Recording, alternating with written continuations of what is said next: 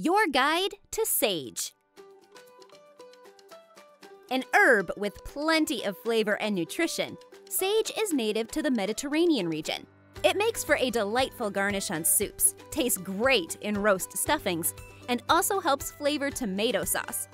Sage is packed with lots of great vitamins and minerals.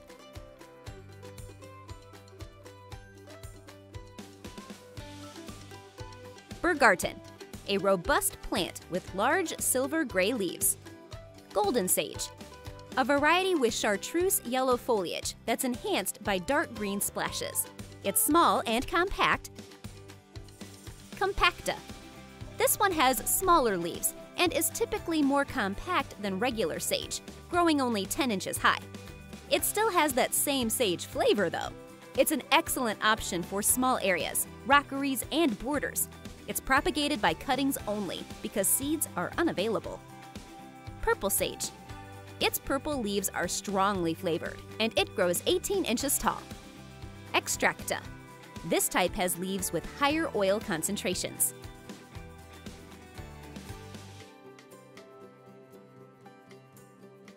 Keep in mind that seeds generally store and germinate poorly. When grown from seed, sage takes about 2 years to reach mature size. It's best to start culinary sage from cuttings or by layering using the outer or newer growth. If you're starting from seeds, starting them indoors might be more reliable. Their ideal soil temperature is between 60 to 70 degrees Fahrenheit, 15 to 21 degrees Celsius, and they need light to germinate. Once you're ready, sow your seeds 1/8 of an inch, 3 millimeters deep, and keep the soil moist, not wet. Seeds should then sprout in about 2 to 3 weeks. You'll want to also thin your seedlings so that they're about 18 to 24 inches, 45 to 60 centimeters apart. If you're planting cuttings, clip a 3-inch, 8-centimeter cutting from the very tip of a stem and plant it in either sterile sand or vermiculite, a mineral substance used for growing. In general, roots will emerge within about 6 weeks. Next, transfer to a small pot, let the root ball form, and then transfer to a large pot or directly to your garden, setting your plants about 2 feet apart. If you're planting by layering, take a long sage stem and carefully secure it along the soil with wire, leaving 4 inches, 10 centimeters of the tip free, and making sure the pinned portion is directly touching the soil. Roots will start to form along the stem within about a month. Cut away the newly rooted plant from the main plant and transfer elsewhere in your garden or to a large pot. Once you're at this point, set your plants about 2 feet apart. Soil preparation. Sage grows well in well-drained, sandy, loamy soil, and it prefers a pH between 6.0 and 7.0. Prepare your soil first by mixing plenty of organic garden compost or well-aged chicken manure before planting. This is a great way to break up heavy clay soils or to add organic matter to sandy soils. Sun exposure. You'll want to plant your sage in medium to full sun. If it's being grown indoors, make sure to place the pot near a sunny window. Watering. Sage is a fairly drought-tolerant herb. Even when its leaves look wilted, a little water perks the entire plant right back up. Just make sure you wait until the soil is dry to give it a thorough watering. In general, sage plants need a consistent moisture supply until they start growing quickly. Pruning. Where they grow as perennials, sage plants can become woody over time, and as a result, they'll produce less flavorful leaves. In the spring, when you see plants beginning to sprout new growth, prune the heavier, woody stems down to 1 to 2 inches above the ground. Sage can also be trimmed into a low-growing hedge as a garden border. Then prune every few weeks throughout the summer to encourage a tidy appearance, stopping during the fall. To retire or not to retire? Many experts suggest retiring a sage plant after 4 to 5 years because their leaves supposedly lose their fresh flavor and develop a more woody taste. But by pruning back the thick woody stems in early spring, it might help preserve your sage's taste. If you notice that your sage is beginning to slow down its production or it's losing its flavor, simply propagate a new plant with cuttings or by layering. Fertilizer. Sage grows best in sandy loam soil, but it doesn't need regular feeding. Simply give your sage a side dressing of compost tea twice during the growing season. Mulch. For herbs, an organic mulch of aged bark or shredded leaves will improve the soil as it breaks down over time. Make sure to always keep mulches off your plant's stems to prevent rot from taking place. In hot regions, mulching around your sage will help keep the moisture in your soil. As well, keep in mind that sage is hardy to -30 degrees Fahrenheit when covered. In the wintertime, you can cut back the foliage and place a thick layer of mulch over the roots to protect them from freezing. Transplanting best practices. If your seedlings are growing in small cells, transplant them to 3 to 4 inch pots once they have at least 2 pairs of leaves. Doing this before transplanting to your garden gives them enough room to develop nice, strong roots. You can transplant your sage after all danger of frost has passed, spaced out about 2 feet apart. But before you transplant, you'll want to harden off your seedlings first.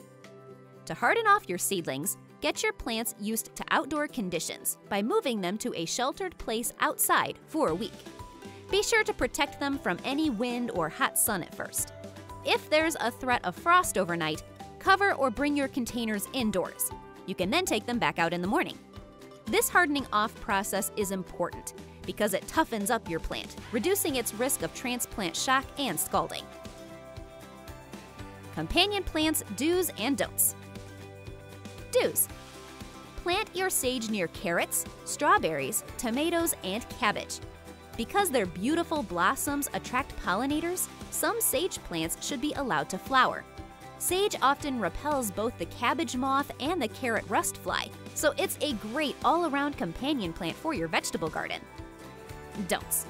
Don't plant your sage near cucumbers, which are sensitive to aromatic herbs. Sage also has a negative effect on onions. Growing structure options. Raised beds. Prepare these before planting by turning the soil under to a depth of 8 inches. Then dig a hole for each plant that's large enough to completely fit its root ball. Cell trays. When using cell trays, sow 2 to 3 seeds into the individual containers, thinning to 1 plant per cell after germination. These cell trays allow your sage to develop better roots. Containers. Since it prefers well-drained soil, sage grows perfectly in containers, so long as they're at least 10 inches, 25 centimeters in diameter. Sage can also be planted with a couple of other herbs, like thyme and parsley, for a mini herb garden using an 18-inch, 45-centimeter container.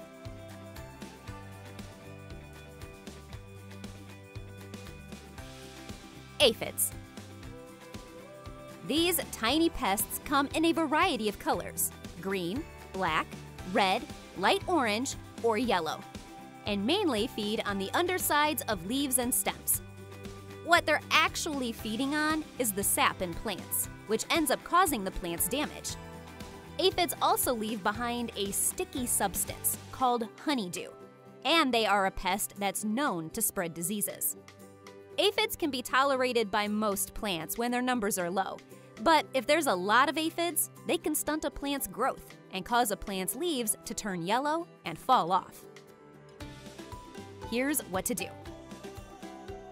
For the most part, plants can handle mild aphid infestations. But if they're found, a strong jet of water from a garden hose will wash them off the plants. Spraying plants with water should be done early in the morning so that the plants can dry off during the day. Sticky traps, neem oil, insecticidal soaps, and horticultural oils are also effective against aphids. Just be sure to follow the application instructions on the packaging. Oftentimes, you can also get rid of aphids by wiping or spraying the leaves with a mild solution of water and a few drops of dish soap. One variation includes adding a pinch of cayenne pepper. Soapy water should be reapplied every 2 to 3 days, or about 2 weeks. As well, you can try to attract beneficial insects like lady beetles, hoverflies, and lacewings, all of which are important aphid predators. Make sure to check all transplants for aphids before planting. And keep in mind that aphids aren't very mobile, so it's not uncommon to find one heavily affected plant surrounded by plants that are fine. If this is the case, simply remove and destroy the infected plant.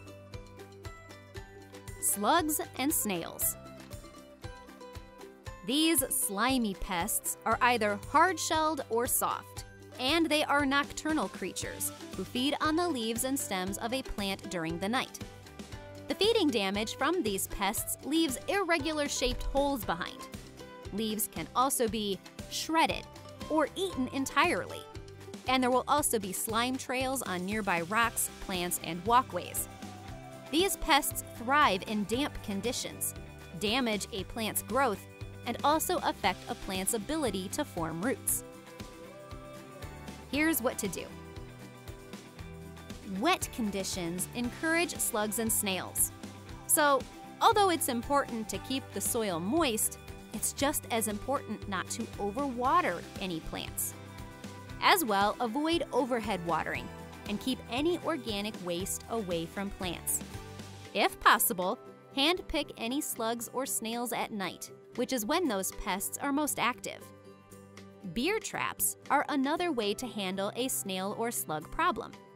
For this, dig a hole in the ground and place a large cup or bowl into the hole. It's best to use something with steep sides so that the slugs can't crawl back out when they're done, like a mason jar. Fill the jar about half full with beer and let it sit overnight. In the morning, the jar should then be full of drowned slugs that can then be flushed down the toilet. Another option is to place a barrier of diatomaceous earth, a natural powder made up of the skeletons of tiny aquatic creatures, around plants to keep snails and slugs away. Spider mites. These tiny, spider-like pests are about the size of a grain of pepper and can be red, black, brown, or yellow in color. They feed on plants, sucking on the plant juices and removing chlorophyll, which is important for a plant's ability to turn sunlight into energy. Then, the mites inject toxins into the plants, which causes white dots to appear. Also, affected leaves will become dry and yellow, and those affected leaves can drop from the plant entirely. Oftentimes, there's also some webbing visible on the plant, and the plant's growth can be slowed. Typically, spider mites multiply quickly and thrive in dry and dusty conditions. Here's what to do. Monitor plants for signs of spider mites, paying close attention to the undersides of leaves. Spider mites can sometimes be controlled with a forceful spray of water every other day, and it's best to spray them in the morning hours. That's because when plants are sprayed early in the day, those plants have time to dry off, which avoids bacterial or fungal growth from taking place. Hot pepper wax or insecticidal soap can also get rid of spider mites. Just be mindful that certain sprays can also kill off the natural predators of spider mites. Since these natural predators, like ladybugs, are good bugs to have, they should be encouraged in the garden. Spittlebugs. These are small brown insects that leave little wads of spit on plants. Spittlebugs suck the sap from the needles of a plant and then surround themselves with a white, foamy substance. These pests are mostly an issue for plants growing outside, but they can also become a problem for plants that are grown inside or in a greenhouse. Here's what to do. Use a strong jet of water to wash away the foamy substance made by these bugs, as well as the spittlebugs themselves that are hiding inside a plant. Typically, this spray of water will also kill the larvae, young spittlebugs. Do this once or twice a week for as long as needed. Thrips. These are tiny, needle-thin insects that are black, brown, or light yellow in color. Thrips suck the juices of plants while also attacking the leaves and stems. Affected plants will have rough bumps, discolored speckles, or silvering on their leaves. Those leaves can then become distorted, twist, and fall off the plant. As well, thrips can spread many diseases from plant to plant. If the thrip infestation is severe enough, it can kill plants off entirely. Here's what to do. Lots of thrips can be repelled by sheets of aluminum foil that are spread between the rows of plants. Be sure to also remove weeds and debris from the garden bed after frost, and avoid planting next to onions, garlic, or cereals where large numbers of thrips can build up and then transfer onto other crops. Also, use reflective mulches early in the growing season to deter thrips. Spinosad and neem oil can also be used to spot treat heavily infested areas. Finally, release commercially available predators like minute pirate bugs, ladybugs, and lacewings, which are especially effective in greenhouses. For best results, make releases of these predator bugs after first knocking down severe thrips infestations with a spray from the garden hose. Finally, watering plants from above is another effective way to prevent a thrips infestation.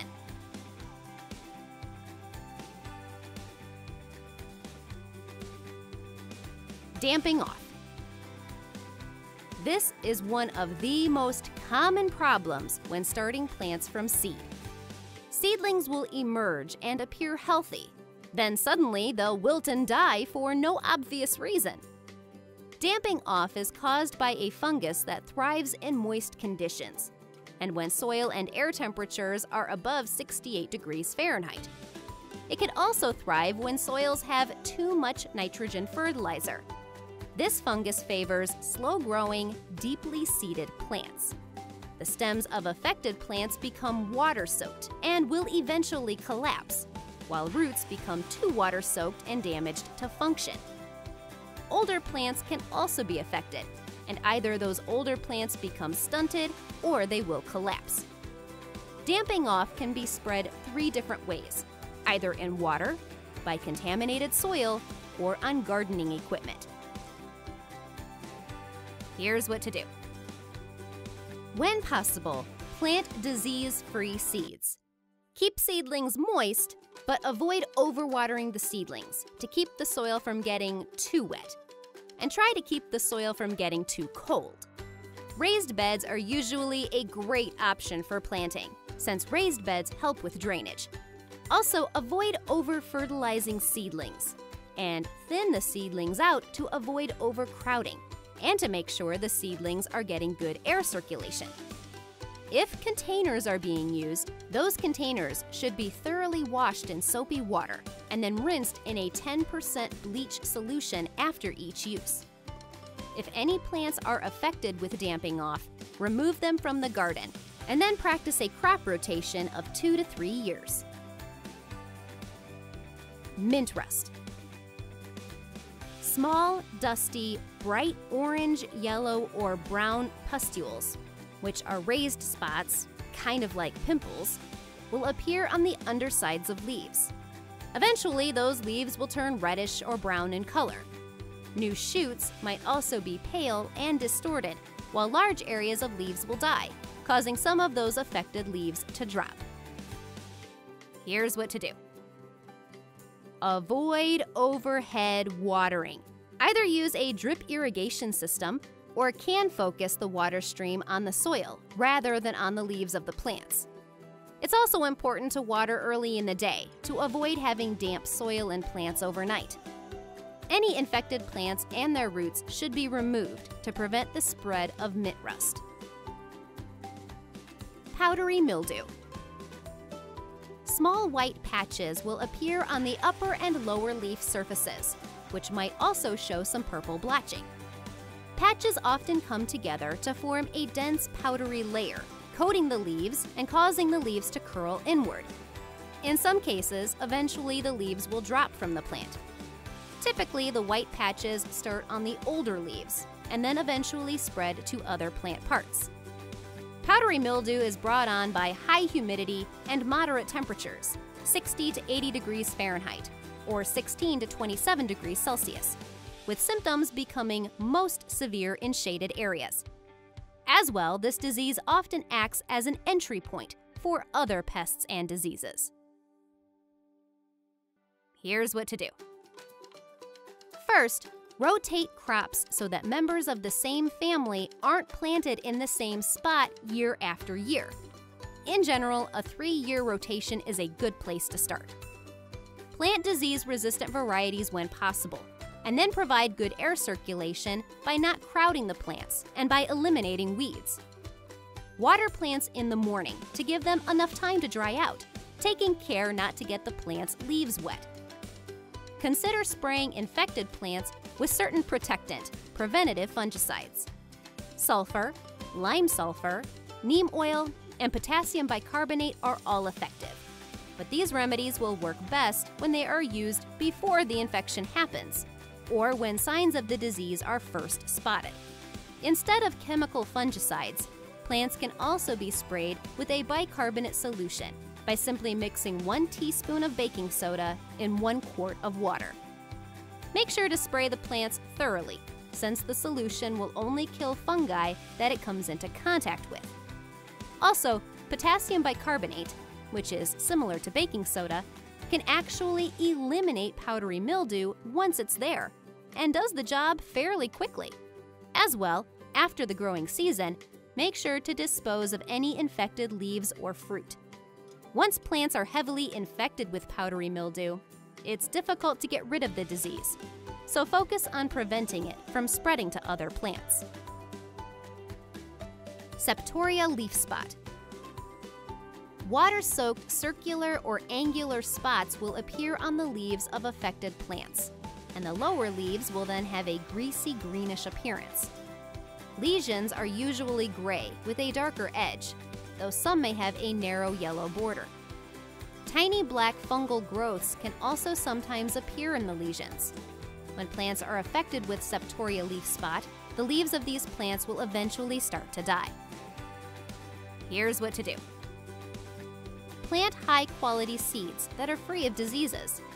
Also practice a 3-year crop rotation and avoid overhead watering. It's also important that crops are planted with enough space to allow for good air circulation. Harvesting. Sage can be harvested on an as-needed basis, clipping just above the spot where 2 leaves meet. For the richest concentration of their aromatic oils, harvest sage leaves in the morning once the dew has dried. You can do a larger harvest about twice during its growing season, which will encourage a well-producing, evenly shaped, and rounded plant. Simply cut the sage stems back, harvesting no more than half of the plant. Storage. Sage's flavor is best when fresh, but it can be stored, either dried or frozen. To dry it out, hang sprigs in a shady, well-ventilated area and allow them to air dry. You'll want to wait until the leaves crumble easily before storing them in tightly lidded jars. As well, sage typically keeps its flavor best when stored in the freezer. To do so, freeze the leaves or stalks on a tray. Then move the leaves into a zippered bag or container. The leaves can then be blended with oil, packed into ice cube trays to freeze, and then transferred into a container.